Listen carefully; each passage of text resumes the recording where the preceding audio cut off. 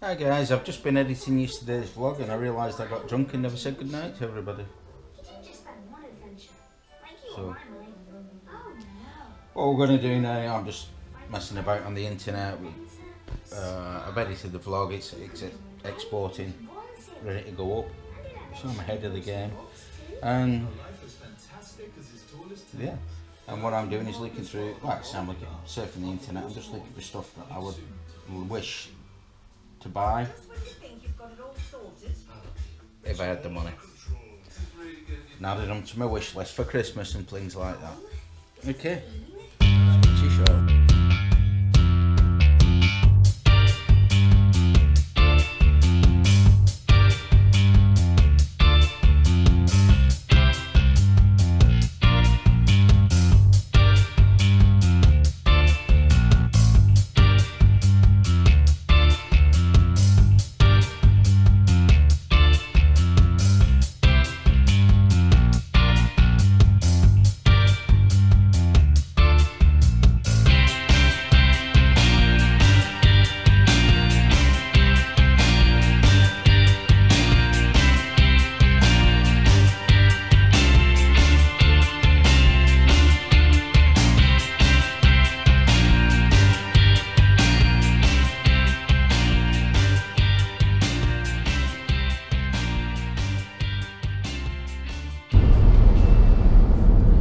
Hi guys, and if you hadn't guessed, we're on our way out to Tesco's to pick up a few bits and bobs to get us through the working week.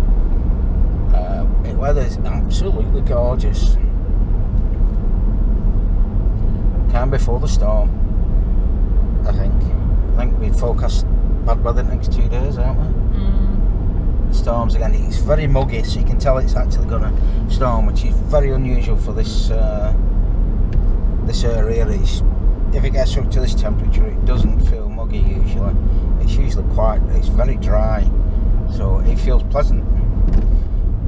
But on the other end, when it gets down to 10 degrees, it doesn't feel pleasant. Anyway, nearly at Tesco's now. So, moving on. Here we are at Tesco's, and notice what they've done with all the baskets. Your basket now, you can't take it outside because the line goes off. So, bear that in mind if you come to Tesco's. You actually need a bag, otherwise you're going to struggle carrying stuff out and the security guard will come and chase you. Anyway, I'm going to try and find Michelle. I've got lost already. So can you say that again? I'm not allowed to go off on my own? No, because if you did, I'd never find you again. Because you wouldn't be looking after me. Holy. Indoor and outdoor inflatable chair and footstool. Camping. Moving on. Who needs to go to Florida? MSC. Don't need a quid. Can we get 5? I don't know how I'm going to do this one. Yeah. I've just noticed now walking out of Tesco's, I think they was expecting a different result on Thursday. Well, they're showing the solidarity for Europe. So, yeah, well, didn't go that way. Read that last one. It's just been pointed out to me that them flags might be there for the European football tournament. Yeah, you know that big thing you were watching yesterday. But that's in France. It's miles away. So, Michelle's got herself a fancy bottle of water. That I think everybody's been sipping at in the supermarket because all the seals were broken. Yeah, the first 3 to 4 in a row the seals were broken, so obviously everybody's trying it to see if it's worth buying, and we're going to find out if it is, because it has a weird top. I wonder if that's reusable. It looks like it's reusable, doesn't it? Because it's a glass bottle. Let's find out.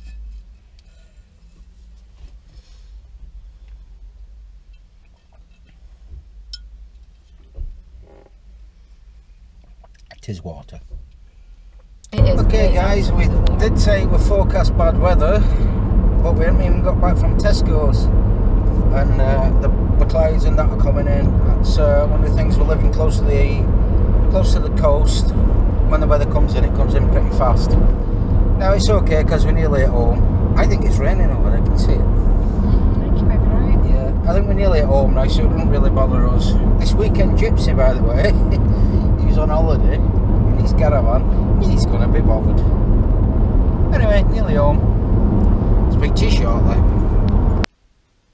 Hi guys, I'm a little bit disappointed. I think our internet's broke again, so I've had to go back to watching BBC, and we were watching a documentary about the pyramids, something I'd never seen before.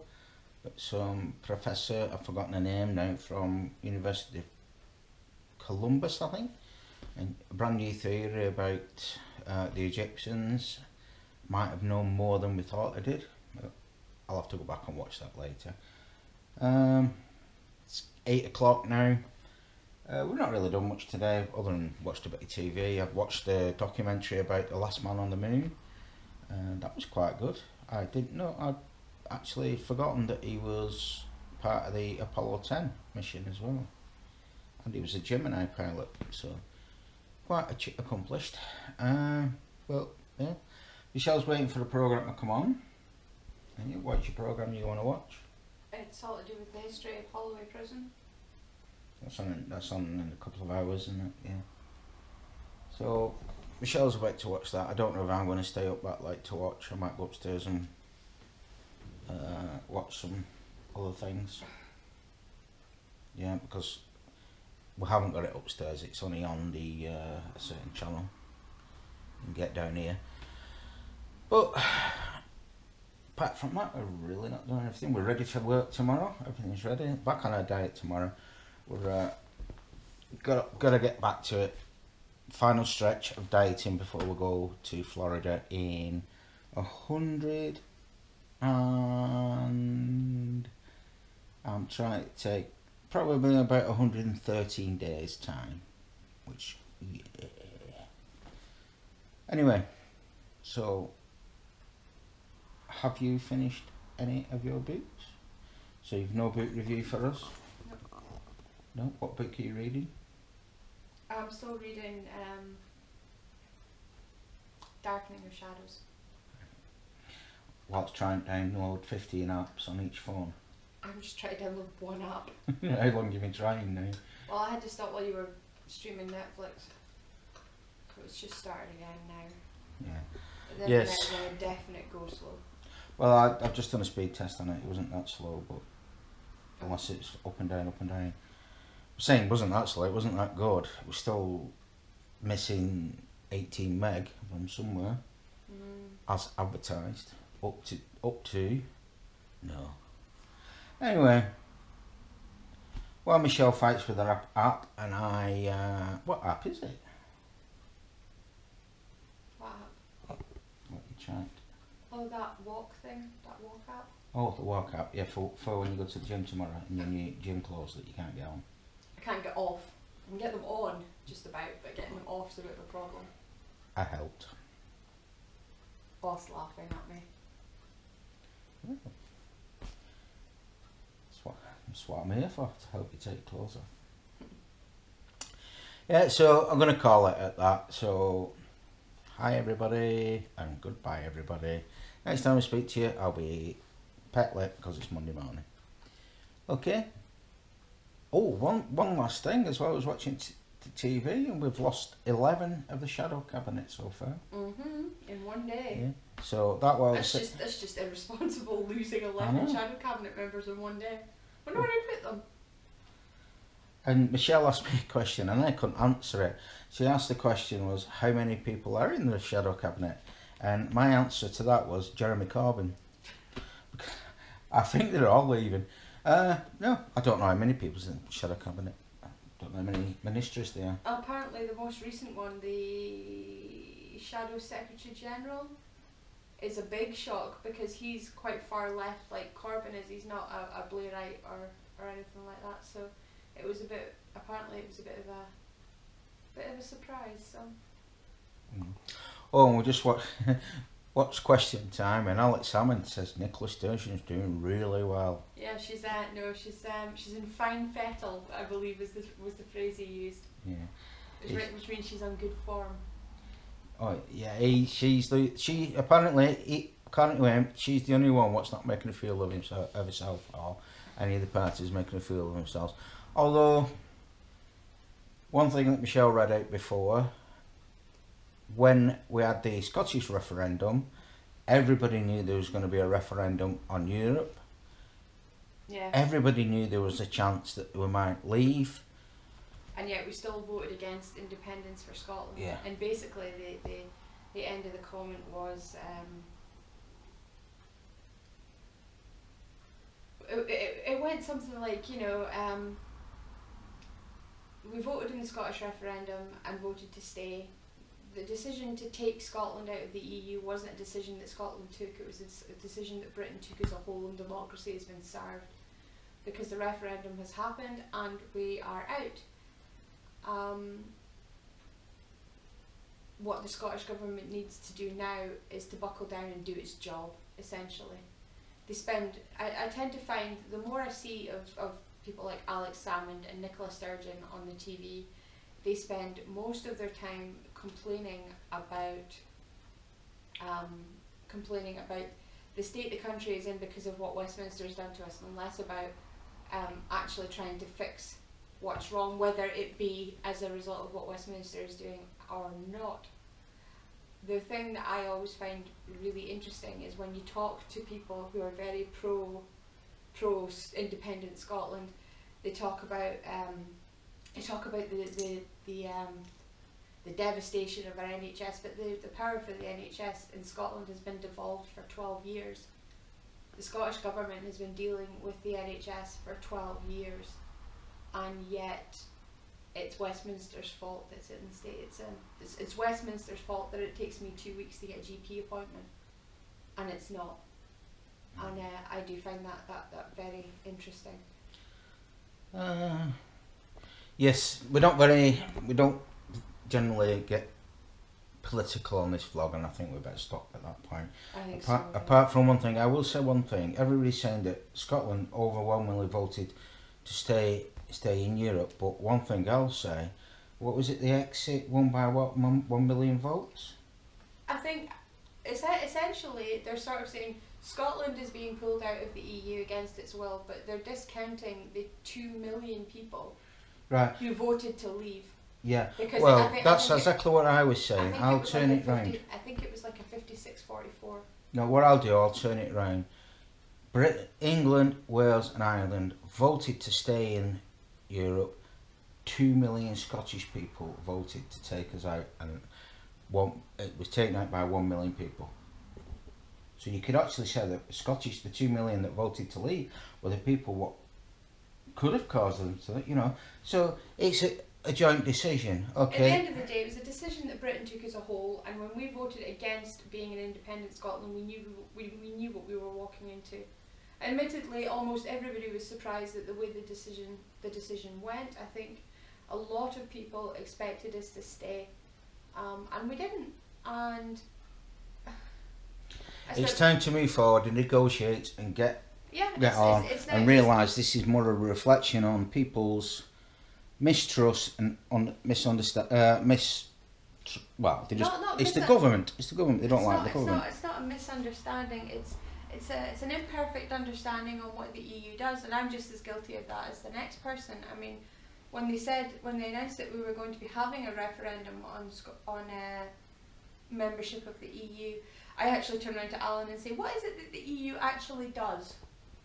And if I'm asking that, how many other people are? They're just these people that sit in Brussels and nobody really knows exactly what it is they do. I would imagine a lot of people probably do, but until it impacts directly on your life, which I suppose in a way the laws and the regulations and stuff will do, on a day-to-day basis without us even realising it. But they're just so far removed from us that all we ever hear is people complaining about money that we have to give to the EU or new concessions that we have to make to the EU and things like that. But they do an awful lot of good. I mean, a lot of the constituencies in Wales, for example, that voted to leave, have had huge EU grants and money and things handed to them to benefit their infrastructure and their public services and things like that, and they still voted to go. But like Alan turned around and said to me, regardless of how much money we get back from the EU, you can guarantee it's not as much as we're paying in. But they obviously do some good. But like Alan says, the decision's been taken now. Now all we have to do is to make the best of the decision we have to play the hand we've been dealt and play it to the best of our ability. We have to trust in our leadership. We have to trust that our leadership do the right thing. Yeah. But at the moment they're not doing the right thing. They're just arguing amongst themselves and pointing fingers and saying, yeah, it was lies, it was lies. Yeah, but they've been given a mandate. They're just fighting with one another. Yeah, been given a mandate by the vast majority of the people of Great Britain, whether it be Scotland, Ireland, Wales, or whatever. We want to leave Europe. Get on with it. Yeah. Get on with it and get the best deal for us. That woman's question in question time tonight was actually quite apropos. It was a case. She turned around and she said, when they were campaigning for the referendum on EU membership, the Vote Remain campaign said that to leave Europe would be to incur Armageddon. And then she turned around and says, is Armageddon now here? Is Armageddon now in our parties, our political parties? I mean, we have like 7 or 8, but there's only really 3 main ones for all you Americans. If there are any Americans watching this, we have several parties. I don't really understand your politics system, but from what I can gather, there are only 2: the Republicans and the Democrats.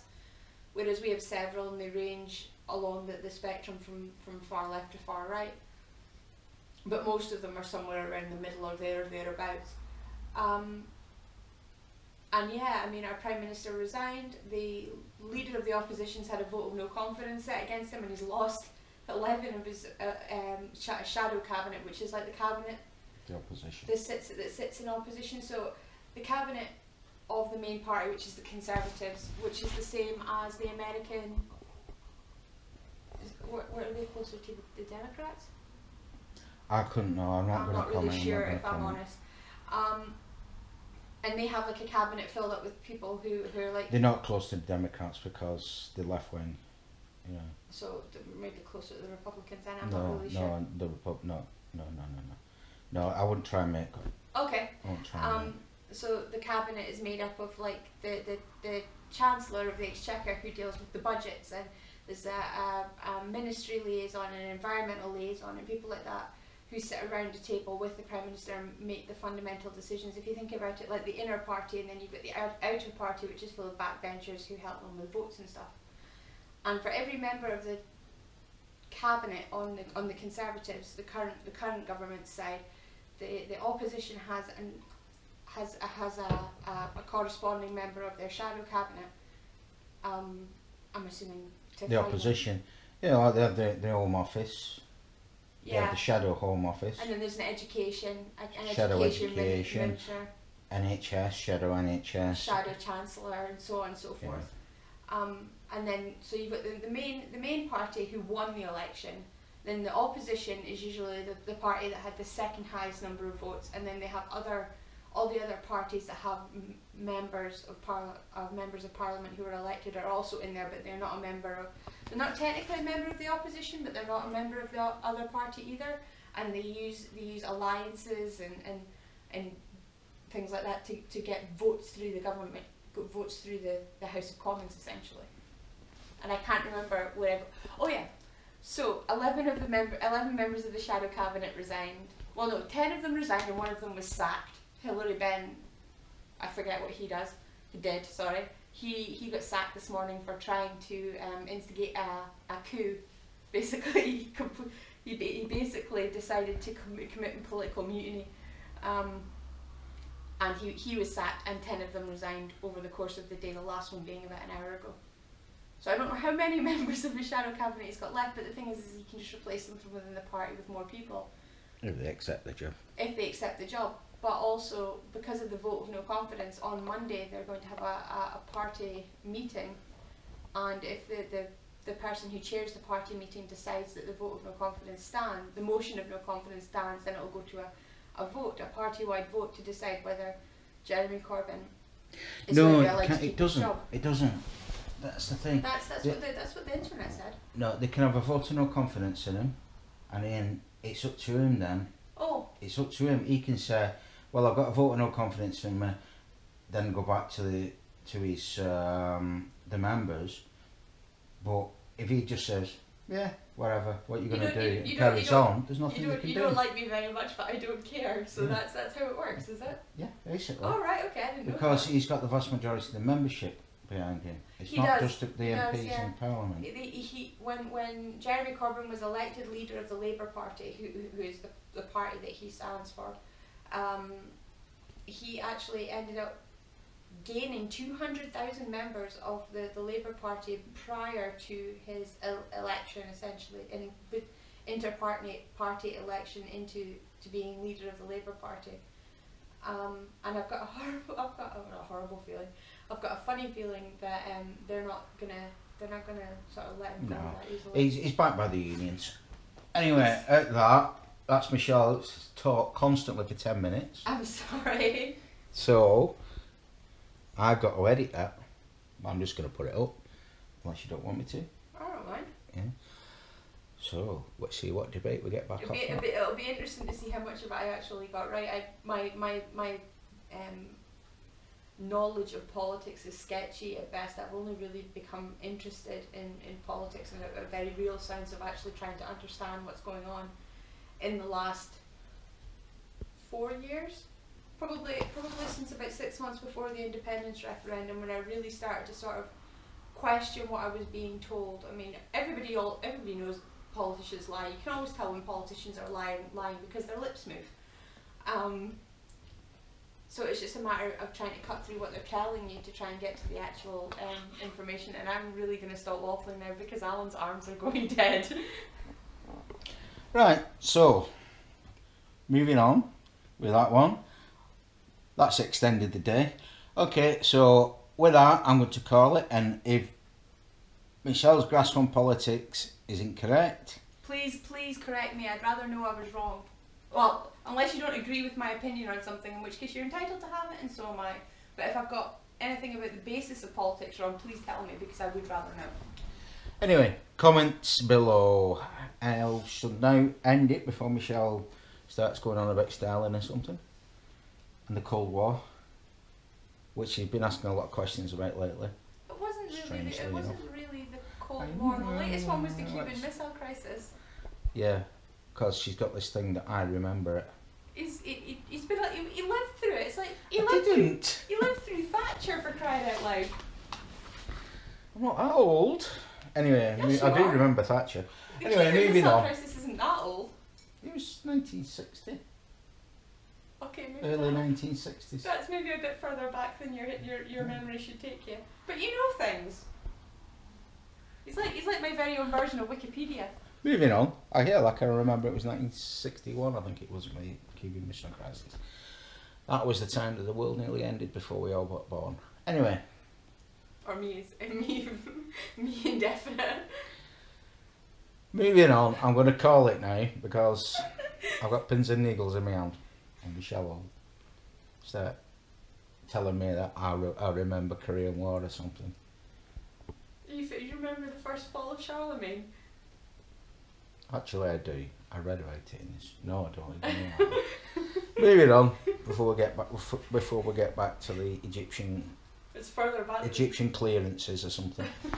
Okay, I'm going to call it now. So it's a good night from me. And it's a good night from him. Good night. Speak to you tomorrow. You have a good night.